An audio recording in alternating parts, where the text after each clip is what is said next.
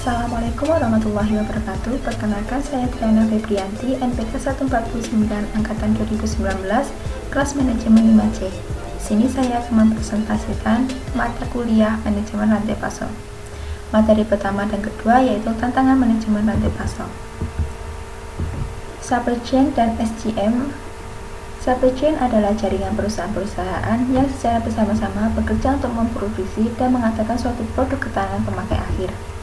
Ada 3 macam hal yang harus dikelola dalam supply chain. Yang pertama, aliran barang, yang kedua, aliran uang, dan yang ketiga, aliran informasi.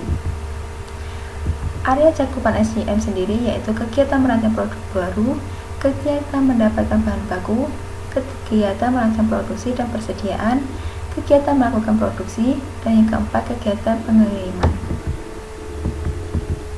Tantangan dalam mengelola supply chain. Yang pertama, kompleksitas struktur supply chain. Adanya kompleksitas yang melibatkan internal perusahaan maupun eksternal perusahaan. Yang pertama, internal perusahaan, contohnya antara bagian marketing dengan produksi, dan eksternal perusahaan, misalnya antara supplier yang menginginkan pemesanan produk jauh-jauh hari sebelum waktu pengiriman dan sedapat mungkin pesanan tidak berubah.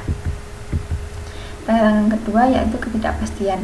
Ketidakpastian menimbulkan ketidakpercayaan diri terhadap rencana yang dibuat. Sebagai akibatnya, perusahaan sering menciptakan pengaman di sepanjang supply chain. Pengaman ini bisa berupa seperti stok, stability time, atau kapasitas produksi maupun transportasi.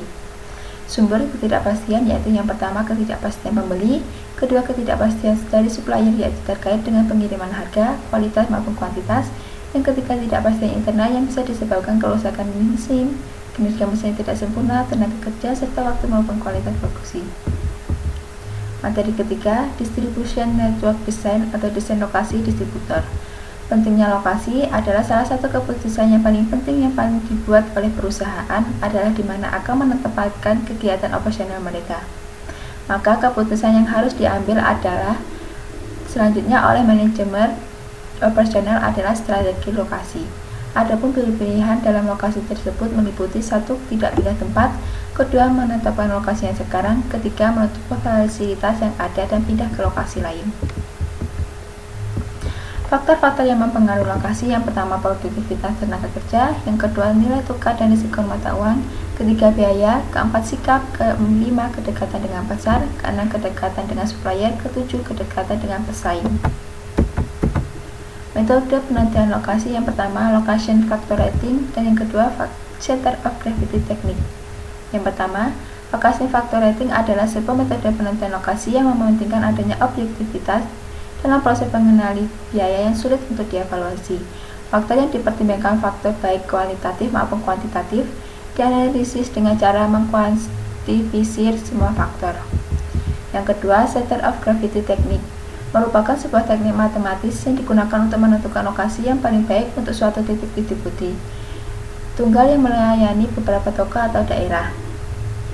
Metode ini memperhitungkan jarak lokasi pasar, jumlah barang yang dikirim, dan biaya pengiriman. Berikut presentasi dari saya. Jika ada kurangnya, saya mohon maaf. Wassalamualaikum warahmatullahi wabarakatuh.